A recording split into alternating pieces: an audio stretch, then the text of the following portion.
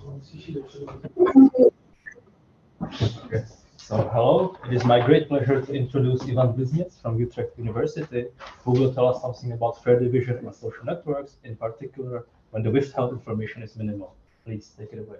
Thank you for your introduction, and thank you for inviting me.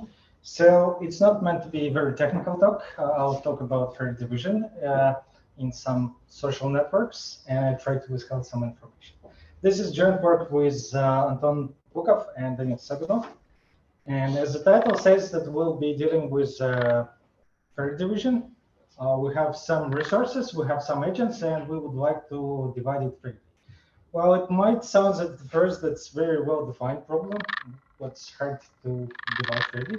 But as we see, that actually a very vague statement, and fairly could mean very much different. But before we proceed defining fairness, we'll agree on some terms. In my talk, I will consider resources that there are just some items, and they cannot be divided, and they cannot be shared. So if we give someone one item, then it's fully belongs to this agent, and no one is benefiting from this item. It's also, we assume that each item has a non-negative value to each agent. It could be 0, but it's not negative. In real life, it's not necessarily true, because sometimes if a close friend give you some gift which you really hate, you cannot really throw out because he will be upset about this. But in our case, we assume that if you don't like the object, you could throw out it, and that's why it has non-negative value for you. And we assume that preference are iterative. It's also not, it's reasonable assumption, but as you may see, it's not always followed in real life. So if you, no matter what, if you like something, if you have too much of it, then probably you will not enjoy excessively. But for simplicity, we assume this addition as additive assumption. And the most one of the most intuitive ways of defining fairness is the following. So we have, in our case, we have two agents, red and green one, and we have 5 items. And these rectangles, they actually are different for these agents. And in blue color, this is the value of this item for a blue agent, and for red agent, it's red color. And well, almost all items, they have different value to agents. And our goal is to divide it in such a way so that agent wouldn't want to change his set of items to the other agent's set of items. And we call set of items assigned to one of the agent a bundle. So here we have, for example, that bundle of blue agent has value 7 for him, and the value of red agent's bundle have value 5 for him. So he would, blue agent wouldn't want to switch these bundles because he has value 7 while the other value is 5. And the same is true for red agent because he has value 8 in terms of his eyes and only 6 bundle of the other one. Well, one might say, well, there is still not very fair because sort of this has measure of 7 of satisfiability and it has 8, but this is not clear what this 7 and 8 means in some because they have different values. And it's, well, definitely red agent would want to get this element instead of any of this, but we don't assume that you could trade particular elements, items. We just consider a complete swap of sets that you have.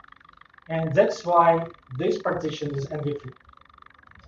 Well, unfortunately,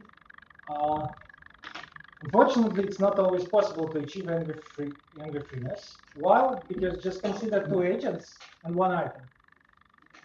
And then no matter, almost, if it has non-negative, non-zero value, you cannot divide it so that the other wouldn't envy. And that's why people introduce notion of envy-freeness up to 1 item, which means like other agent will not envy some other agent if we allow to hide one of the items. Well, it's easy to see if we have only one item, then we need to hide at least one item.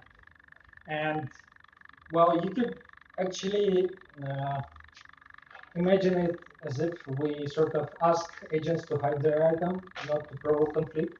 Or you could think that the agents are reasonable and they understand that pure enviness and freeness does not exist, and they are good if someone is having more items than he wanted. So in this situation, we have equal valuations, so each agent value items similarly, and this is exactly EF1 allocation, because if we hide this item, then everything is fair. And similar situation on the right picture, but here we hide this item. Okay, it's clear, I guess. Right? By the way, if something is not clear, then probably I just badly explain it, because there is no other business mainly. Yeah. Who is deciding which item to hide in this case? So we could assume that agent who is looking decided what item to hide.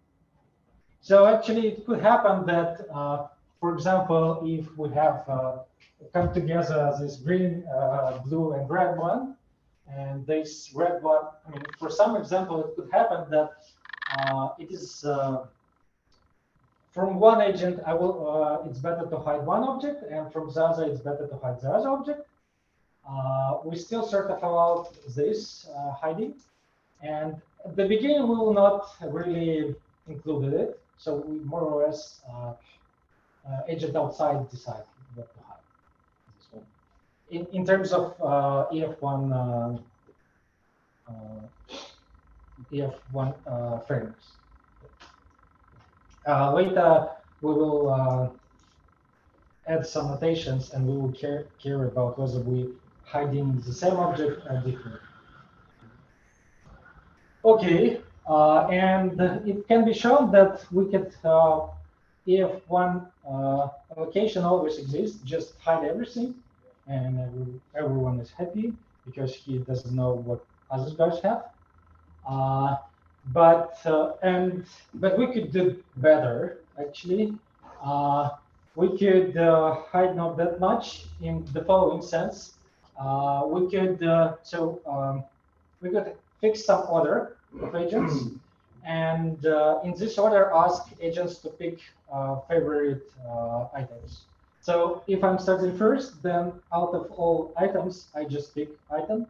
Then goes the second agent and pick item out of the rest, and so on. And when the last pick the item, then we start from the beginning, and finally we end at some point. And it's planned that each item hides at most one object, and this object is actually more or less the first object that he get. Well, and no one envy each other. Why? Because definitely the first person doesn't envy anyone. Why? Because he was picking the first always. So his first element is better than the first element of all others.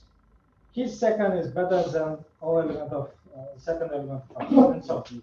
Why somebody who is the last one doesn't envy? Because we hide all object before that were get in the first round, and his ice item is better than anyone else I plus one item. Okay, does it make sense? So that's why it's EF1 allocation, and it was done before. But then came out the paper about fair division through information withholding by Hadi Hassini and others people, which surnames probably I wouldn't be able to pronounce. And they noticed the following. So let's consider the following allocation. We have 6 goods and 3 agents. And the circle actually shows, like, in the intersection, it's assigned a value. And the circle shows the allocations. So basically, the first agent is allocated items 1. The first 2 items, and so on. Okay. Well, this is EF1 allocation. basically no one actually EF1 allocation. It's easy to see, but in some sense, this is the worst possible EF1 allocation. And there are several reasons for that. First of all, it's not very efficient in terms of wellness spread. And the other reason is in order A3 do not envy A1, we have to hide object G1.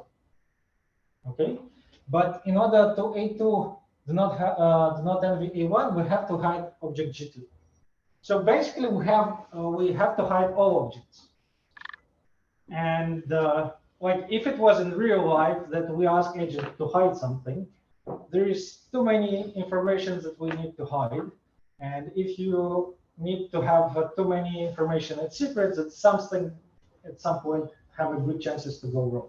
So that's why they were looking in this paper in situation where we want to minimize number of hidden objects. Okay, and yeah, so we called allocation HEFK. If it is, which is abbreviation for envy-free up to k hidden items, we assume that we hide at most k items, and if we hide these k items, then enviness disappears. So in this situation, we assume that we hide these three objects, and we assume that the values are such that everyone is hiding. So in general situation, some agents could hide several items, but when we put U in front of HEF, it means that each agent should hide at most one. And so in our works, we try to include the following. So it is, if we consider this city, there are several millions of people living here. And so probably not everyone envy each other's. Why? Because there could be good reasons, because they never interact with each other, so they simply don't know what the other have. The other reason could be because they're potentially close, very close friends or close relatives, and that's why they do not envy each other, because they more or less share this object or whatever. So it is not it's not very real to consider situation when each agent envy each other. That's why we try to introduce social networks, and social networks, they indicate whether two agents could envy each other. Yeah, they're explaining the reason why we should do it, why it's reasonable to do it. And the other situation is like if anyone envy each other, then we have to hide more. And if we have some social network, which is very sparse, then probably we have to hide less. And in some sense, this number of objects that we have to hide, it might tell us something about social network. In some sense, how envy-free it is, envy-proof it is. So basically, we have some friends. There is enviness about some of those, and this measure would give us hint how stable this actually networks of friends. Maybe if we decide to reallocate bonuses, with what probability it leads to the situation that some conflicts arise. So that's why we introduce locally HEFK allocation, which basically says like we still want to hide at most k elements, so that this allocation envy free, but you could envy only your neighbors. So we have additionally the social networks, which is basically just in front. And we assume that it is undirected. And if I'm putting you in front of here, then it means that we are allowed to hide you only, each agent is allowed to hide only one agent. Well, it is easy to see actually by the algorithm that I showed you before that n-1 hiding is not just n-1 first agent in our order with just hiding the first element. And it could be shown that actually in some bad situation you have to hide n-1. But this is all for a situation where we have a complete block where everyone is envy to everyone. and what we could do in social network. So it actually turns out that you could decrease number of hiding of your heights, and it could be shown that if you are using vertex cover hiding object, that you're pretty happy. And the proof is more or less the similar. Well, you just first find your vertex cover, let it be this set, and this is the rest of edges, and you just you're doing the same, but you're putting vertex cover guys just in front of everyone. And they will not envy anyone else outside of vertex cover because they're first picking the object. Vertex cover will not envy each other because they are simply hiding at least one object.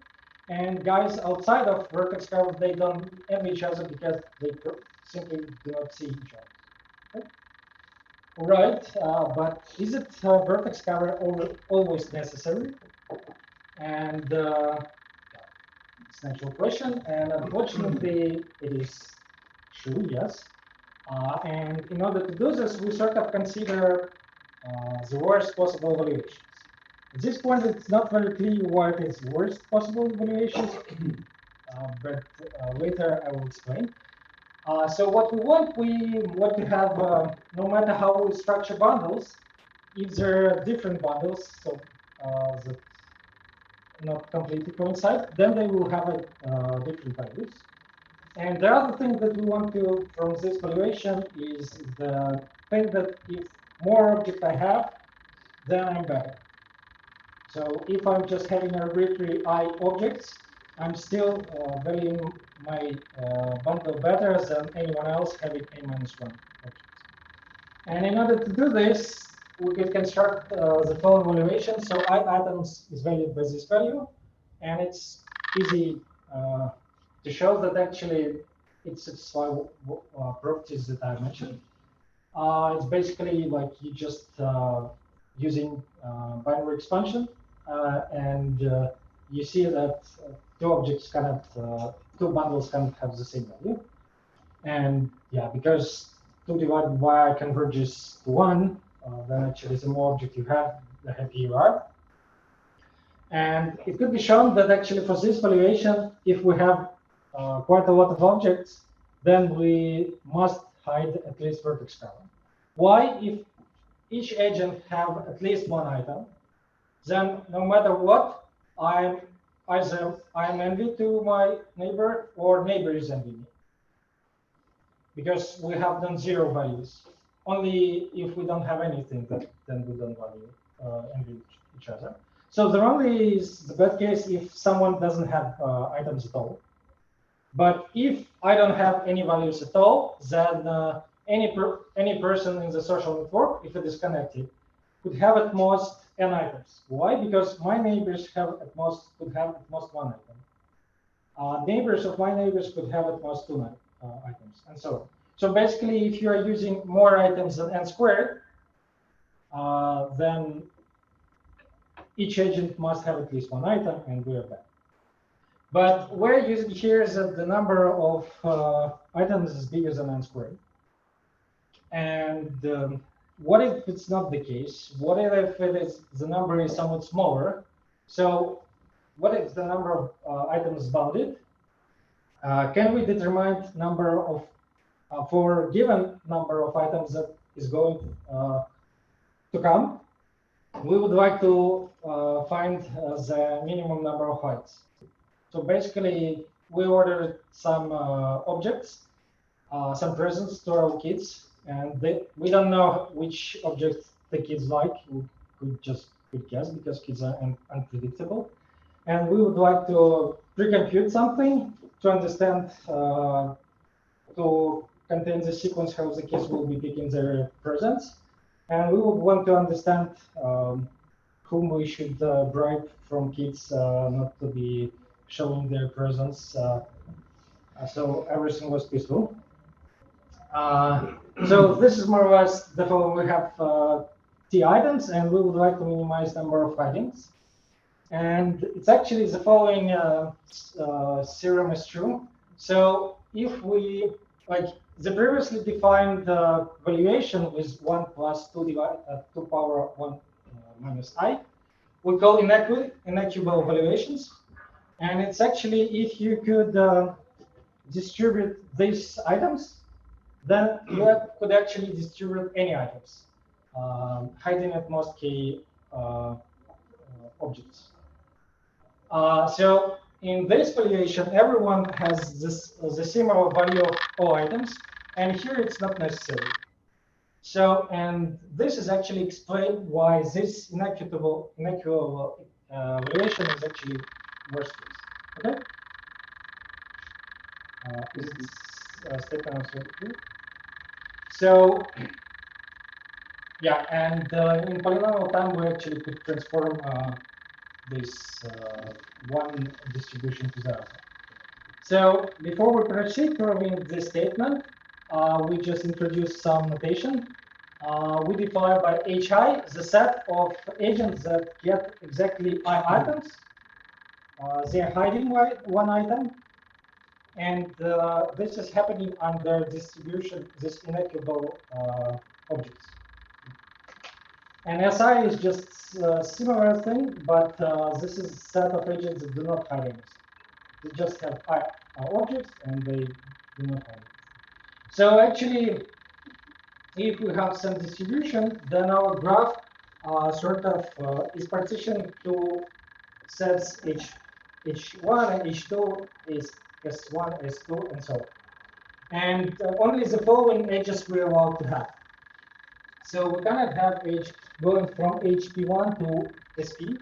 Why? Because these guys have more objects than these guys. So basically, anyone from, if it's not empty, anyone from here will be envy to these guys. And this edge is possible because if this guys hide one item, then we probably are fine. We cannot have edges from SP1 to SP because SP cannot hide at all, because it's by definition a set of guys that cannot hide. So we have sort of partitioning on these sets. And if this partitioning has the following structure, then actually we could distribute our items so that SP will be having P elements and will not hide anything. HP will have P elements and will not envy anybody. And in order to do this, we just consider K, the largest K, which is not empty. And then we produce in several rounds until we have objects. So in the first round, this is very long list, but it's not complicated in the sense like in the first round, the higher your indexes, the higher you are in the queue. So basically, at first, agents from HK picks an item, then agents from HK minus 1 picks an item, and so on up to H1. Okay, so in the first round, everyone is picking an item. And those agents that do not hide anything, they go later in the queue. Okay, and in the second round, we don't distribute items to agents that should have at most one item. Okay, that's why in the second item we don't have S1. This row completely disappear, and this row also will completely disappear. And more or less in the same reasoning as we showed for distributing without social networks when we had just only n minus 1 element, it can be shown that this distribution will be envy-free. We just need to look at this this picture and understand which edge are present in our graph and why neighboring guys do not envy each other. Okay, so basically this guy is not envy to this because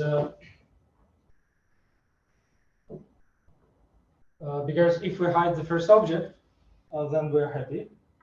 And here is the same as here. If we hide the first object, then we're happy because Yeah, the reasoning is similar. Okay.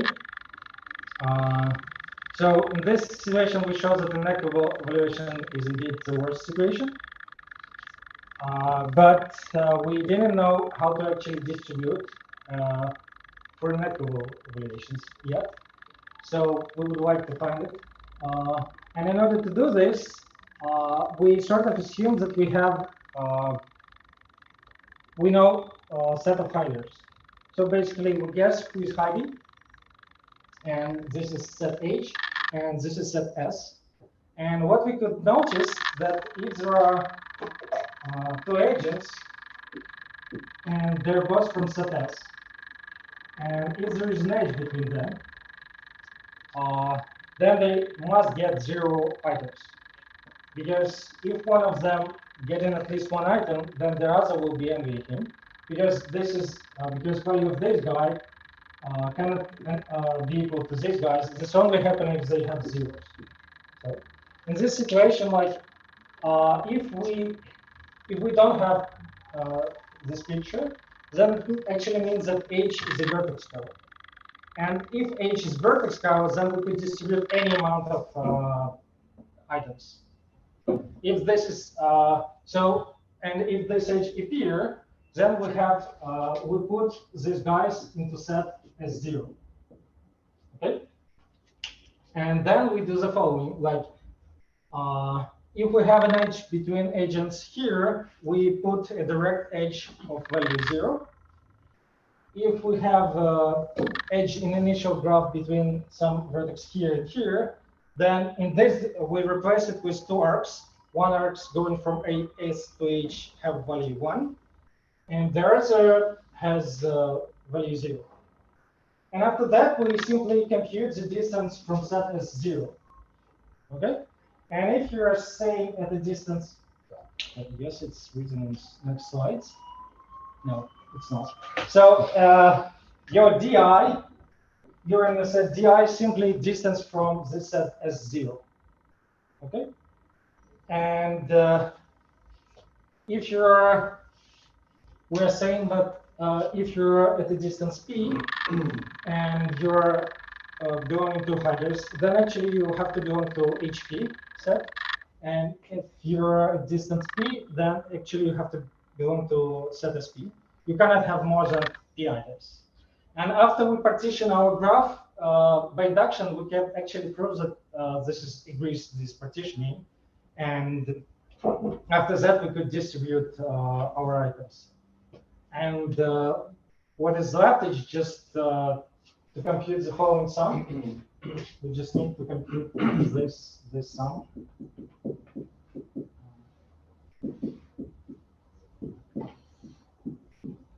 From I to 0 to n. And this gives us the number of items that we could hide, having set H being a set of hiders. And each hider, I recall, could hide at most one object. I mean, he could not hide anything, but then it was stupid to put him in the set of hiders. Okay, and this is already leads to the 2 to the n algorithm. We just could brute force everything. We could preprocess graph, and after we preprocess graph, if somebody is saying, oh, they're going to be around K presence, then we know who should be hiders and what is the picking sequence, in a sense, how we should order kids so they're choosing their presence. And after this preprocessing, it just like linear time.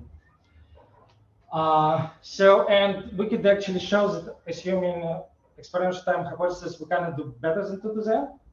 And the other question is, like, maybe if we have fixed K, so we know that the number of hiders is K, then it's immediately lead to n to the K algorithm.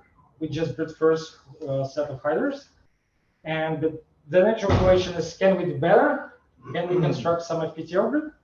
And actually, well, we cannot construct FPT algorithm because it's W1 hard. Well, if it's W1 hard, then probably most probably the reduction will be going from click power. And how I just briefly tell how it goes. Are there any questions probably at this point? Okay. Then I think I still have some time. I just present convey the reduction. So how are we doing it? So we want to find a click in the graph G. How we transform it into our problem? Well, for each vertex and edge, we create an agent.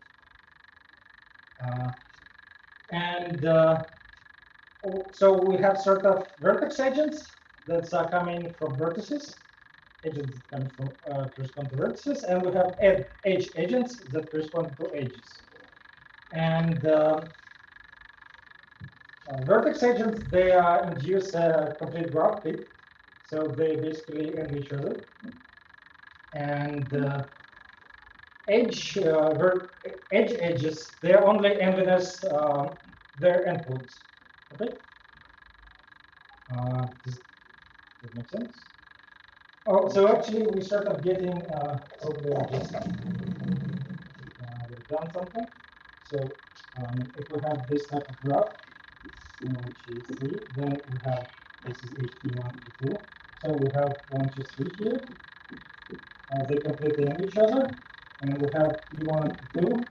E1 is connected with 1 and 2, so it's NV 1 and 2, and E2 is NV have endpoints 2 and 3, so it's NV here. Okay, so this is our graph. And well, and more or less we're claiming that in this situation we want to hide key objects, and we want to hide. Like if our question was about key, access key, then we hide key objects, and we would like to allocate this number of items. So it's possible or not. And in order to show that we, well, at first, let's see why, if we indeed have a click here, why we could allocate this number of objects. Well, we just, so vertices that corresponded to click here, they simply get key some objects and hide them. Okay? And edges go living in a click, they get the rest of the objects. So the number of edges is this. That's why those get these objects. And we could, yeah, they're not definitely edges do not envy anyone. Why? Because they could envy only vertex agents, but vertex agents either hide everything or have 0 items, so you have to envy them.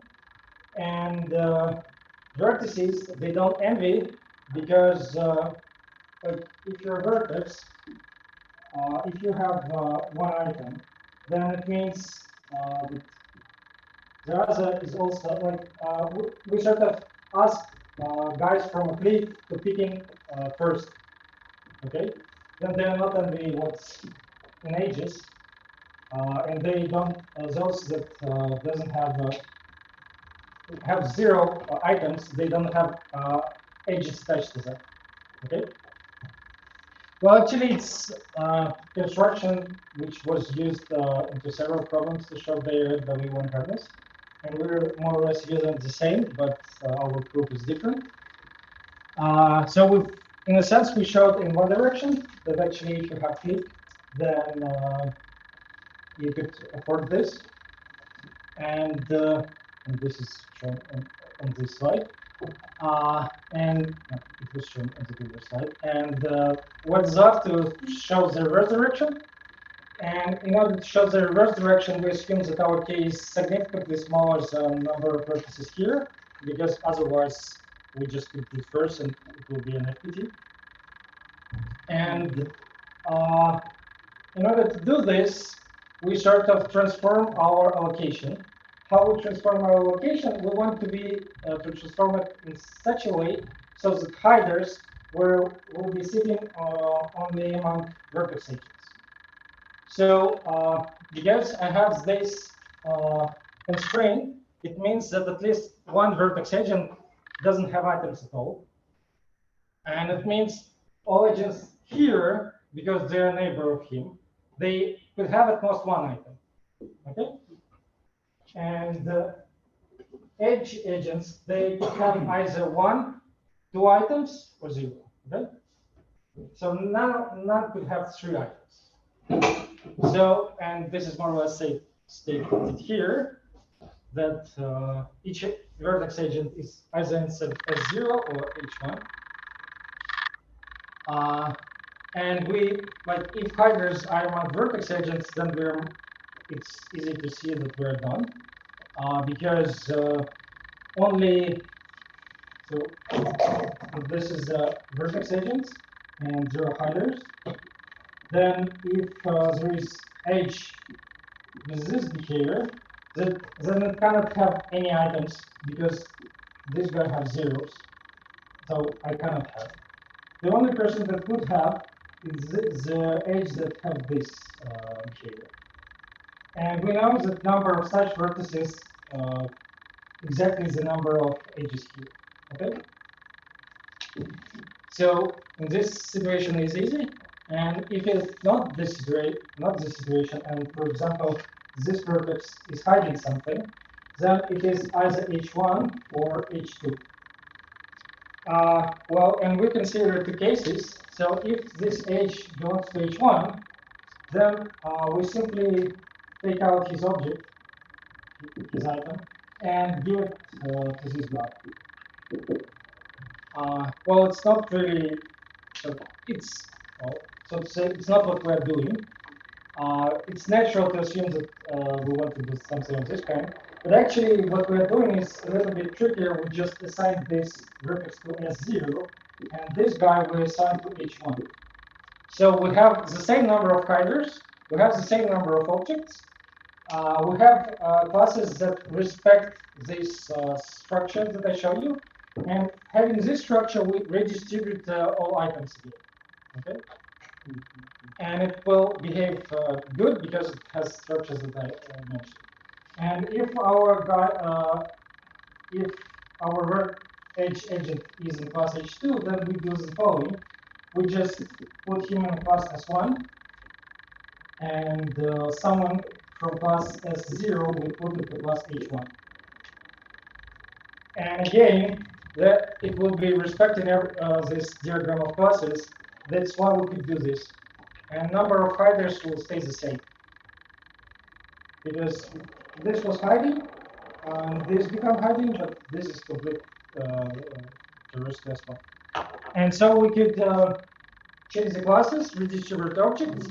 If still some edge agent is hiding, then we complete the situation. And doing so on, we just could guarantee that all hiders are among vertex agents.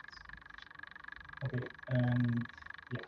So this is why we could show the vertex, the reverse direction. And let me actually look up here. So what we have shown that if we process graph, then we could construct efficient distributing, which is linear in number of objects. We cannot do significantly faster. We could do it and to the k. We cannot do it FPT. But if we add some parameterization by triwits, then we could do it. I haven't presented it, but it's more or less standard algorithm. If we introduce click widths, then also will be FPT, but just because it's parameterized by triwits. But here we have a slightly better running time than if we just immediately plug in this bounds in terms of click-widths in terms of triwits. So I don't know why it's showing again. Oh, in the paper actually that we published, there are other results not about EF1, but about also some proportionality. But no results actually apply for proportionality. In proportionality fairness, you would like more or less number of objects assigned to you to be proportional to the whole value of all items in this sense. Well, and that's it. Thank you for your attention.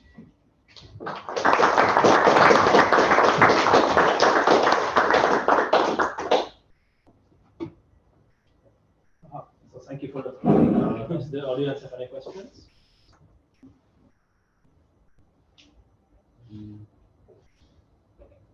Yes. Maybe about some efficiency results. Like this is like for EF1 and something for like combining it with some whatever, like Pareto efficiency or anything. Oh, we haven't thought about it at all. Follow-up questions. So it seems like this problem is completely done. There's nothing else to be done, or is there any? No, at least we haven't thought about Pareto. This is, I mean, we have also haven't thought about proportionality, and yeah, I mean, this is more or less actually, in some sense, it's not a favor of fair division. It's more about like analyzing the social network, how it's envy proof, and well, it's good to say it's on the words, but if someone has this actually agents that envy each other, that will be interesting to have whether our measure indeed produce something we haven't studied from practical point of view. Anybody have any other questions? If not, then let's thank the speaker again.